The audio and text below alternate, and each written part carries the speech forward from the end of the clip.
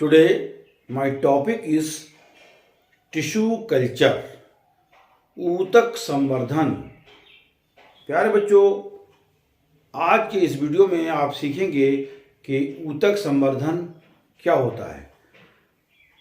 तो आपको बता दें इसके बारे में कि ऊतक संवर्धन जो है वो एक वेजिटेटिव रिप्रोडक्शन का ही एक एडवांस मेथड है, जिसके द्वारा नए नए प्लांट्स ग्रो किए जाते हैं।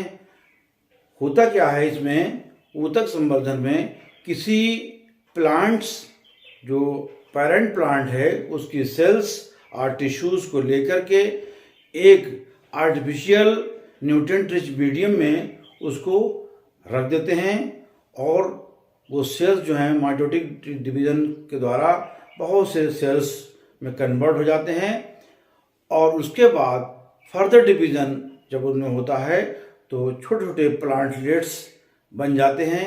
इन प्लांटलेट्स को हम निकाल कर, यानी वो प्लांटलेट जो है वो कैलस कहलाता है, कैलस को उसमें निकाल कर हम एक कंपोस्ट बॉक्स में इसको रख देते हैं, तो ये नए नए प्लांट बन जाते हैं। तो ये सब पूरा टिश्यू कल्चर, ऊतक संवर्धन, इसी को हम ऊतक संवर्धन कहते हैं। Dear students, it is a advanced method of vegetative reproduction in which some cells or tissues are obtained from a plant which are then used to raise new plants. नए plants बनाने के लिए हम एक ऐसा करते हैं। In this method, a suitable tissue or cell of a plant is taken out from the growing tip, shoot or root tip of the main plant. It is called explant. इसको हम एक्सप्लांट कहते हैं। जैसा कि मैंने figure में दिखाया है कि ये यहाँ पर एक टिश्यू सैंपल एक्सप्लांट ले लिया और उससे ये कहलाता है पेरेंट प्लांट। इससे हम सेल या टिश्यू से लेकर के एक cells are placed on agar medium with nutrients and growth promoters. इसमें एक न्यूट्रिएंट मीडियम बनाते हैं और उसमें इसको सेल्स को ले लेते हैं। उसके बाद ये माइटोटिक सेल डिवीजन द्वारा टाइनी प्लांटलेट्स बन जाते हैं और इन प्लांटलेट्स को हम further plantlets are shifted into compost box. इनको यहाँ से टाइनी प्लांटलेट्स को कंपोस्ट बॉक्स में शिफ्ट कर देते हैं, तो ये नए नए पौधे बन जाते हैं। ये पूरी प्रोसेस है टिश्यू कल्चर की। Different steps in tissue culture technique. The cells in the medium multiply very rapidly by mitotic divisions and produce big mass of cells. The cell's mass is called callus. Big mass of cell बनाता है तो वो क्या कहलाता है? Callus कहलाता है। Callus, big mass of cells called callus. Cytokinin which promote further cell division, growth and differentiation and result in the formation of many small seedlings or plantlets. यहाँ पर सेल डिवीजन होता है, इसके द्वारा सीडलिंग्स बनते हैं या प्लांटलेट्स भी कहते हैं। इनको हम कहते हैं प्लांटलेट्स आर सीडलिंग्स।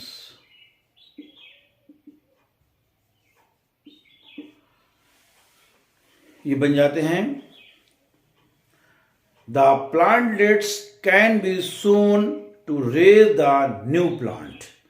अब इन्हीं प्लांटलेट जो टाइनी प्लांटलेट्स हैं, इनको हम इसमें बुआई कर देते हैं, इनको रोप देते हैं उसमें एक कंपोस्ट बॉक्स में। तो यहाँ पर न्यू प्लांट्स बन जाते हैं। This technique is used mainly for ornamental plants.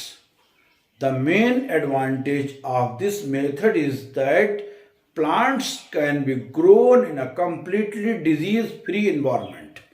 ये पौधों के लिए बहुत ही लाभकारी भी है, क्योंकि यहाँ पर डिजीज़ के चांसेस बहुत कम रहते हैं। तो ये प्लांट्स जो हैं वो डिजीज़ फ्री एनवायरनमेंट में होते हैं। Moreover, in a small time, large number of seedlings can be produced. अंततः जो है ये बहुत ही संख्या में, बहुत अधिक संख्या में सीडलिंग्स या प्लांटलेट जो है वो तैयार हो जाते हैं। तो इसकी मदद से हम बहुत अधिक से अधिक प्लांटलेट्स को तैयार कर सकते हैं। ये कहलाता है पूरी प्रोसेस टिश्यू कल्चर।